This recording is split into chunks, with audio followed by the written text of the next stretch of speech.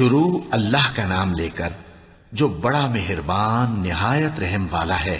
سب تعریف اللہ ہی کو ہے جس نے اپنے محبوب بندے محمد صلی اللہ علیہ وآلہ وسلم پر یہ کتاب نازل کی اور اس میں کسی طرح کی کجی اور پیچیدگی نہ رکھی، بلکہ سیدھی اور سلیس اتاری تاکہ لوگوں کو عذاب سخت سے جو اس کی طرف سے آنے والا ہے ڈرائے، اور مومنوں کو جو نیک عمل کرتے ہیں خوشخبری سنائے کہ ان کے لیے ان کے کاموں کا نیک بدلہ یعنی بہشت ہے جس میں وہ ہمیشہ رہیں گے، اور ان لوگوں کو بھی ڈرائے جو کہتے ہیں کہ اللہ نے کسی کو بیٹا بنا لیا ہے۔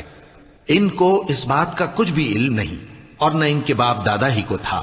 یہ بڑی سخت بات ہے جو ان کے منہ سے نکلتی ہے، اور کچھ شک نہیں کہ یہ جو کچھ کہتے ہیں محض جھوٹ ہے۔ اے پیغمبر، اگر یہ اس کلام پر ایمان نہ لائیں تو شاید تم ان کے پیچھے رنج کر کر کے اپنے تئیں ہلاک کر دو گے۔ جو چیز زمین پر ہے ہم نے اس کو زمین کے لیے زینت بنایا ہے تاکہ لوگوں کی آزمائش کریں کہ ان میں کون اچھے عمل کرنے والا ہے، اور جو چیز زمین پر ہے ہم اس کو نابود کر کے بنجر میدان کر دیں گے۔ کیا تم خیال کرتے ہو کہ غار اور لوح والے ہماری نشانیوں میں سے عجیب تھے؟ جب وہ نوجوان غار میں جا رہے تو کہنے لگے کہ اے ہمارے پروردگار، ہم پر اپنے ہاں سے رحمت نازل فرما اور ہمارے کام میں درستی کے سامان مہیا کر۔ تو ہم نے غار میں کئی سال تک ان کے کانوں پر نیند کا پردہ ڈالے رکھا، یعنی ان کو سلائے رکھا، پھر ان کو جگہ اٹھایا تاکہ معلوم کریں کہ جتنی مدت وہ غار میں رہے دونوں جماعتوں میں سے اس کی مقدار کس کو خوب یاد ہے۔ ہم ان کے حالات تم سے صحیح صحیح بیان کرتے ہیں۔ وہ کئی نوجوان تھے جو اپنے پروردگار پر ایمان لائے تھے، اور ہم نے ان کو اور زیادہ ہدایت دی تھی، اور ان کے دلوں کو مربوط یعنی مضبوط کر دیا۔ جب وہ اٹھ کھڑے ہوئے تو کہنے لگے کہ ہمارا پروردگار آسمانوں اور زمین کا مالک ہے، ہم اس کے سوا کسی کو معبود سمجھ کر نہ پکاریں گے۔ اگر ایسا کیا تو اس وقت ہم نے بے عقلی کی بات کی۔ ان ہماری قوم کے لوگوں نے اس کے سوا اور معبود بنا رکھے ہیں، بھلا یہ ان کے معبود ہونے پر کوئی کھلی دلیل کیوں نہیں لاتے؟ تو اس سے زیادہ کون ظالم ہے جو اللہ پر جھوٹ باندھے؟ اور جب تم نے ان مشرکوں سے اور جن کی یہ اللہ کے سوا عبادت کرتے ہیں ان سے کنارہ کر لیا ہے تو غار میں چل رہو، تمہارا پروردگار تمہارے لیے اپنی رحمت وسیع کر دے گا اور تمہارے کاموں میں آسانی کے سامان مہیا کرے گا۔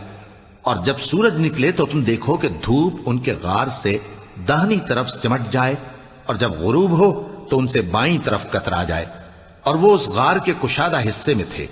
یہ اللہ کی نشانیوں میں سے ہیں، جس کو اللہ ہدایت دے وہ ہدایت یاب ہے، اور جس کو گمراہ رہنے دے تو تم اس کے لیے کوئی دوست راہ بتانے والا نہ پاؤ گے۔ اور تم ان کے متعلق خیال کرو کہ وہ جاگ رہے ہیں حالانکہ وہ سوتے ہیں، اور ہم ان کو دائیں اور بائیں کروٹ بدلاتے تھے، اور ان کا کتا چوکھٹ پر دونوں ہاتھ پھیلائے ہوئے تھا۔ اگر تم ان کو جھانک کر دیکھتے تو پیٹ پھیر کر بھاگ جاتے اور ان سے دہشت میں آ جاتے۔ اور اسی طرح ہم نے ان کو اٹھایا تاکہ آپس میں ایک دوسرے سے دریافت کریں۔ ایک کہنے والے نے کہا کہ تم یہاں کتنی مدت رہے؟ انہوں نے کہا کہ 1 دن یا اس سے بھی کم۔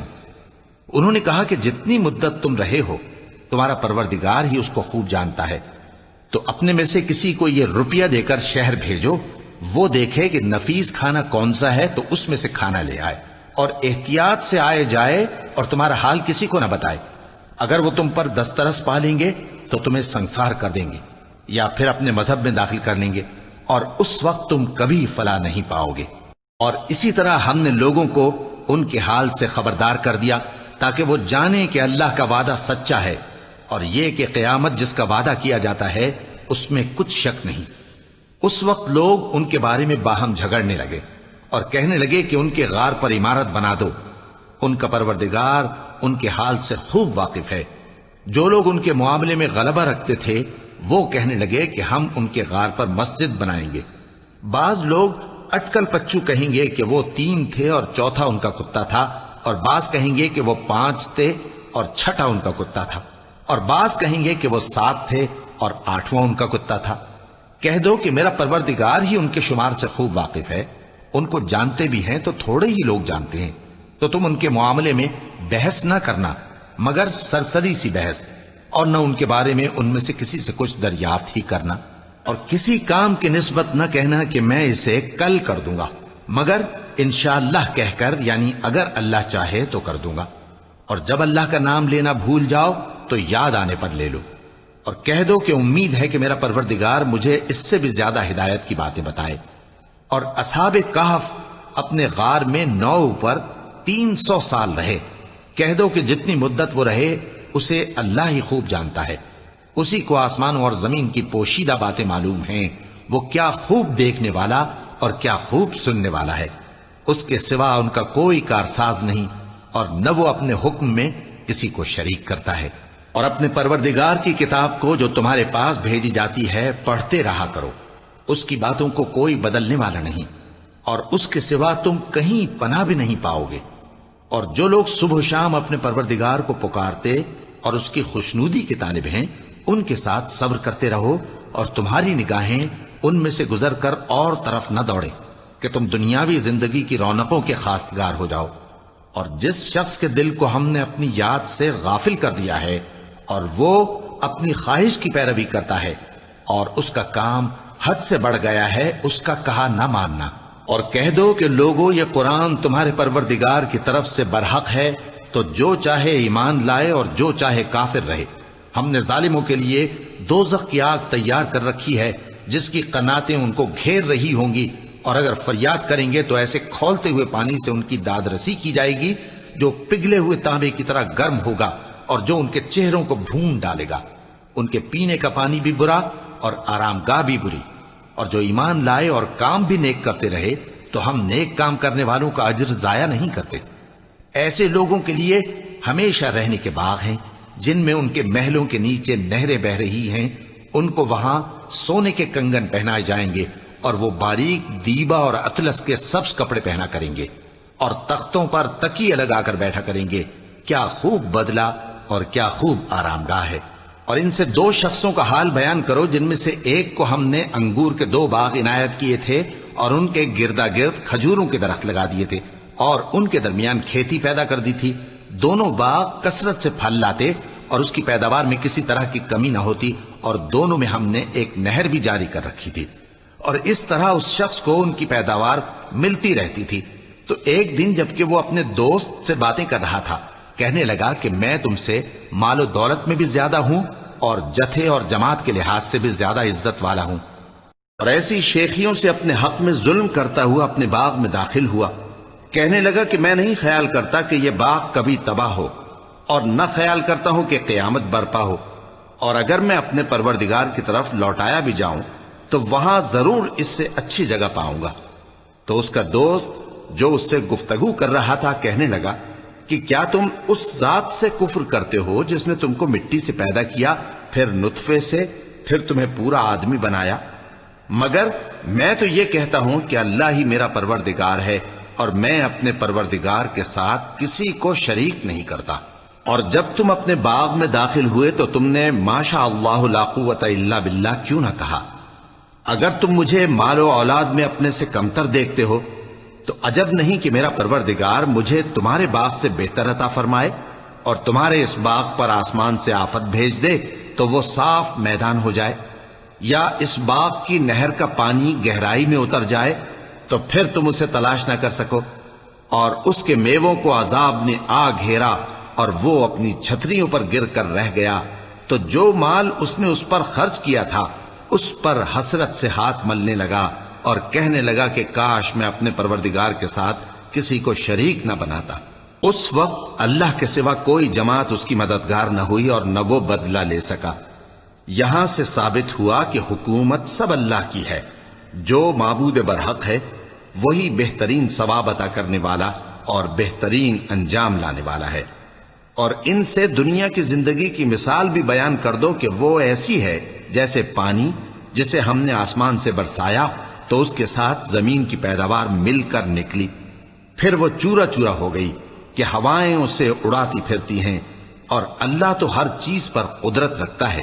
مال اور بیٹے تو دنیا کی زندگی کی رونق و زینت ہیں، اور نیکیاں جو باقی رہنے والی ہیں وہ ثواب کے لحاظ سے تمہارے پروردگار کے ہاں بہت اچھی اور امید کے لحاظ سے بہت بہتر ہیں۔ اور جس دن ہم پہاڑوں کو چلائیں گے اور تم زمین کو صاف میدان دیکھو گے اور ان لوگوں کو ہم جمع کر لیں گے تو ان میں سے کسی کو بھی نہیں چھوڑیں گے، اور سب تمہارے پروردگار کے سامنے صف باندھ کر لائے جائیں گے. تو ہم ان سے کہیں گے کہ جس طرح ہم نے تم کو پہلی بار پیدا کیا تھا اسی طرح آج تم ہمارے سامنے آئے، لیکن تم نے تو یہ خیال کر رکھا تھا کہ ہم نے تمہارے لیے قیامت کا کوئی وقت مقرر ہی نہیں کیا. اور اعمال کی کتاب کھول کر رکھی جائے گی تو تم گناہگاروں کو دیکھو گے کہ جو کچھ اس میں لکھا ہوگا اس سے ڈر رہے ہوں گے اور کہیں گے ہائے شامت، یہ کیسی کتاب ہے کہ نہ چھوٹی بات کو چھوڑتی ہے نہ بڑی کو، کوئی بات بھی نہیں مگر اسے لکھ رکھا ہے. اور جو عمل کیے ہوں گے سب کو حاضر پائیں گے، اور تمہارا پروردگار کسی پر ظلم نہیں کرے گا. اور جب ہم نے فرشتوں کو حکم دیا کہ آدم کو سجدہ کرو تو سب نے سجدہ کیا مگر ابلیس نے نہ کیا. وہ جنات میں سے تھا تو اپنے پروردگار کے حکم سے باہر ہو گیا. کیا تم اس کو اور اس کی اولاد کو میرے سوا دوست بناتے ہو، حالانکہ وہ تمہارے دشمن ہیں؟ اور شیطان کی دوستی ظالموں کے لیے اللہ کی دوستی کا برا بدل ہے.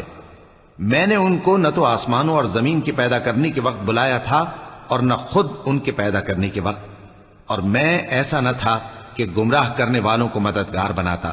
اور جس دن اللہ فرمائے گا کہ اب میرے شریکوں کو جن کی نسبت تم معبود ہونے کا گمان رکھتے تھے بلاؤ، تو وہ ان کو بلائیں گے مگر وہ ان کو کچھ جواب نہ دیں گے، اور ہم ان کے درمیان ہلاکت کی ایک جگہ بنا دیں گے. اور گناہگار لوگ دوزخ کو دیکھیں گے تو یقین کر لیں گے کہ وہ اس میں پڑنے والے ہیں اور اس سے بچنے کا کوئی راستہ نہ پائیں گے. اور ہم نے اس قرآن میں لوگوں کے سمجھانے کے لیے طرح طرح کی مثالیں بیان فرمائی ہیں، لیکن انسان سب چیزوں سے بڑھ کر جھگڑالو ہے. اور لوگوں کے پاس جب ہدایت آ گئی تو ان کو کس چیز نے منع کیا کہ ایمان لائیں اور اپنے پروردگار سے بخشش مانگیں، بجز اس کے کہ اس بات کے منتظر ہوں کہ انہیں بھی پہلوں کا سا معاملہ پیش آئے یا ان پر عذاب سامنے سے آ جائے. اور ہم جو پیغمبروں کو بھیجا کرتے ہیں تو صرف اس لیے کہ لوگوں کو اللہ کی نعمتوں کی خوشخبریاں سنائیں اور عذاب سے ڈرائیں. اور جو کافر ہیں وہ باطل کی مدد سے جھگڑا کرتے ہیں تاکہ اس سے حق کو پھسلا دیں. اور انہوں نے ہماری آیتوں کو اور جس چیز سے ان کو ڈرایا جاتا ہے اسے ہنسی بنا لیا ہے. اور اس سے بڑھ کر ظالم کون، جس کو اس کے پروردگار کی آیات کے ذریعے سمجھایا گیا تو اس نے ان سے منہ پھیر لیا، اور جو اعمال وہ آگے کر چکا اس کو بھول گیا. ہم نے ان کے دلوں پر پردے ڈال دیے کہ اسے سمجھ نہ سکیں، اور کانوں میں ثقل پیدا کر دیا ہے کہ سن نہ سکیں. اور اگر تم ان کو رستے کی طرف بلاؤ تو کبھی رستے پر نہ آئیں گے. اور تمہارا پروردگار بخشنے والا صاحب رحمت ہے. اگر وہ ان کے کرتوتوں پر ان کو پکڑنے لگے تو ان پر جھٹ عذاب بھیج دے، مگر ان کے لیے ایک وقت مقرر کر رکھا ہے کہ اس کے عذاب سے کوئی پناہ کی جگہ نہ پائیں گے. اور یہ بستیاں جو ویران پڑی ہیں جب انہوں نے کفر کر کے ظلم کیا تو ہم نے ان کو تباہ کر دیا اور ان کی تباہی کے لیے ایک وقت مقرر کر دیا تھا. اور جب موسیٰ نے اپنے شاگرد سے کہا کہ جب تک میں دو دریاؤں کے ملنے کی جگہ نہ پہنچ جاؤں ٹلنے کا نہیں، خاص صدیوں چلتا رہوں. پھر جب وہ دونوں ان دریاؤں کے سنگم پر پہنچے تو اپنی مچھلی بھول گئے. پھر اس مچھلی نے دریا میں سرنگ کی طرح اپنا رستہ بنا لیا. جب آگے چلے تو موسیٰ نے اپنے شاگرد سے کہا کہ ہمارا کھانا لاؤ، اس سفر سے ہم کو بہت تکان ہو گئی ہے. اس نے کہا کہ بھلا آپ نے دیکھا کہ جب ہم نے اس چٹان کے پاس آرام کیا تھا تو میں مچھلی وہیں بھول گیا، اور مجھے آپ سے اس کا ذکر کرنا شیطان نے بھلا دیا، اور اس مچھلی نے عجیب طرح سے دریا میں اپنا رستہ بنایا. موسیٰ نے کہا یہی تو وہ مقام ہے جسے ہم تلاش کرتے تھے. تو وہ اپنے پاؤں کے نشان دیکھتے دیکھتے لوٹ گئے. وہاں انہوں نے ہمارے بندوں میں سے ایک بندہ دیکھا جس کو ہم نے اپنے ہاں سے رحمت خاص سے نوازا تھا اور اپنے پاس سے ایک خاص علم بخشا تھا. موسیٰ نے ان سے جن کا نام خضر تھا کہا کہ جو علم اللہ کی طرف سے آپ کو سکھایا گیا ہے اگر آپ اس میں سے مجھے کچھ بھلائی کی باتیں سکھائیں تو میں آپ کے ساتھ رہوں. خضر نے کہا کہ تم میرے ساتھ رہ کر صبر نہیں کر سکو گے، اور جس بات کی تمہیں خبر ہی نہیں اس پر صبر کر بھی کیسے سکتے ہو. موسیٰ نے کہا اللہ نے چاہا تو آپ مجھے صابر پائیے گا اور میں آپ کے ارشاد کے خلاف نہیں کروں گا. خضر نے کہا اگر تم میرے ساتھ رہنا چاہو تو شرط یہ ہے مجھ سے کوئی بات نہ پوچھنا جب تک میں خود اس کا ذکر تم سے نہ کروں. تو دونوں چل پڑے، یہاں تک کہ جب کشتی میں سوار ہوئے تو خضر نے کشتی کو پھاڑ ڈالا. موسیٰ نے کہا کیا آپ نے اس کو اس لیے پھاڑا ہے کہ سواروں کو غرق کر دی؟ یہ تو آپ نے بڑی عجیب بات کی۔ خضر نے کہا کیا میں نے نہیں کہا تھا کہ تم میرے ساتھ صبر نہ کر سکو گے؟ موسیٰ نے کہا کہ جو بھول مجھ سے ہوئی اس پر مواخذہ نہ کیجیے اور میرے معاملے میں مجھ پر مشکل نہ ڈالیے۔ پھر دونوں چلے، یہاں تک کہ رستے میں ایک لڑکا ملا تو خضر نے اسے مار ڈالا۔ موسیٰ نے کہا کہ آپ نے ایک بے گناہ شخص کو ناحق بغیر قصاص کے مار ڈالا، یہ تو آپ نے بری بات کی۔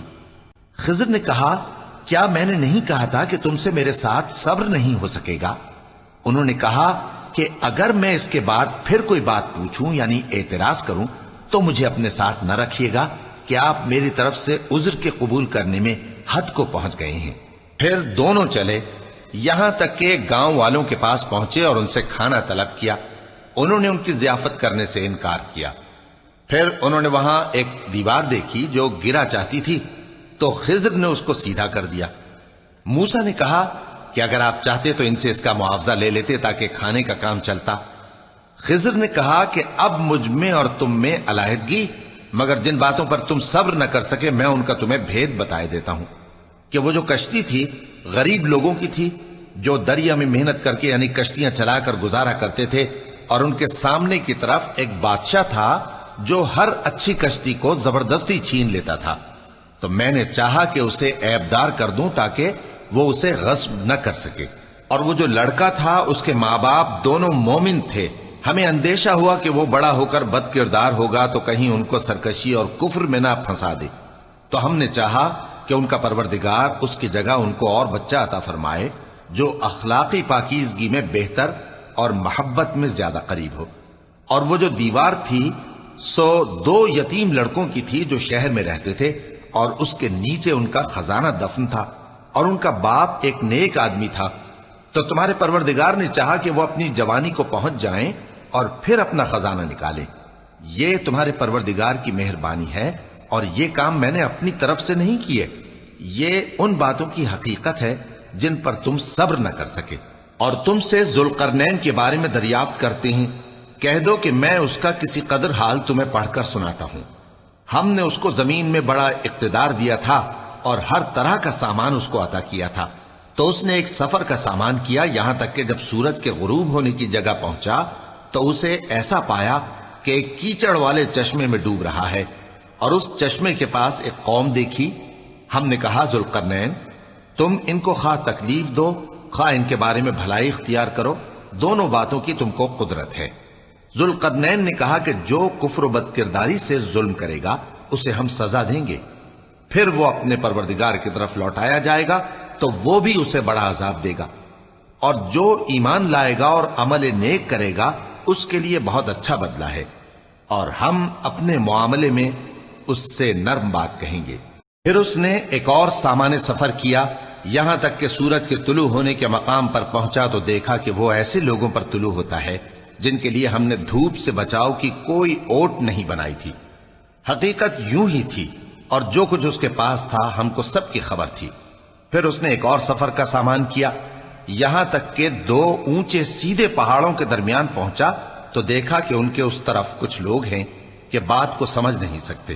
ان لوگوں نے کہا کہ اے ذوالقرنین، یاجوج اور ماجوج اس علاقے میں فساد کرتے رہتے ہیں، بھلا ہم آپ کے لیے خرچ کا انتظام کر دیں کہ آپ ہمارے اور ان کے درمیان ایک دیوار کھینچ دیں۔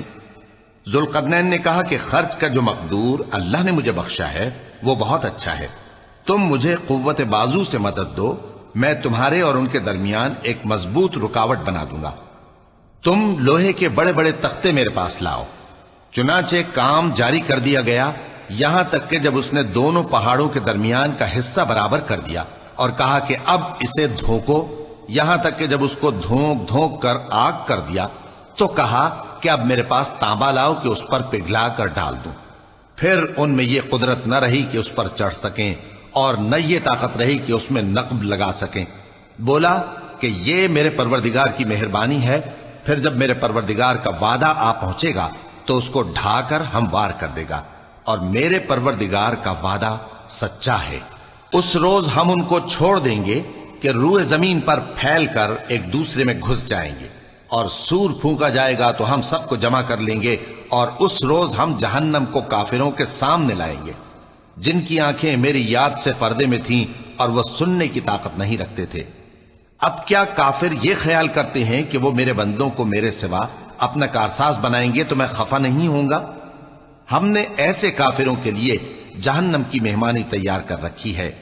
کہہ دو کہ ہم تمہیں ایسے لوگ بتائیں جو اعمال کے لحاظ سے بڑے نقصان میں ہیں۔ یہ وہ لوگ ہیں جن کی دوڑ دھوپ دنیا کی زندگی میں برباد ہو گئی اور وہ یہ سمجھے ہوئے ہیں کہ وہ اچھے کام کر رہے ہیں۔ یہ وہ لوگ ہیں جنہوں نے اپنے پروردگار کی آیتوں کو نہ مانا اور اس کے سامنے جانے سے انکار کیا، تو ان کے اعمال ضائع ہو گئے۔ سو ہم قیامت کے دن ان کے لیے کچھ بھی وزن قائم نہیں کریں گے۔ یہ ان کی سزا ہے، یعنی جہنم، اس لیے کہ انہوں نے کفر کیا اور ہماری آیتوں اور ہمارے پیغمبروں کی ہنسی اڑائی۔ جو لوگ ایمان لائے اور عمل نیک کیے ان کے لیے بہشت کے باغ بطور مہمانی ہوں گے، ہمیشہ ان میں رہیں گے اور وہاں سے مکان بدلنا نہ چاہیں گے۔ کہہ دو کہ اگر سمندر میرے پروردگار کی باتوں کے لکھنے کے لیے روشنائی ہو تو قبل اس کے کہ میرے پروردگار کی باتیں تمام ہوں سمندر ختم ہو جائے، اگرچہ ہم ویسا ہی اور اس کی مدد کو لائیں۔ کہہ دو کہ میں تمہاری طرح کا ایک بشر ہوں، البتہ میری طرف وہی آتی ہے کہ تمہارا معبود وہی ایک معبود ہے۔ تو جو شخص اپنے پروردگار سے ملنے کی امید رکھے چاہیے کہ عمل نیک کرے اور اپنے پروردگار کی عبادت میں کسی کو شریک نہ بنائے۔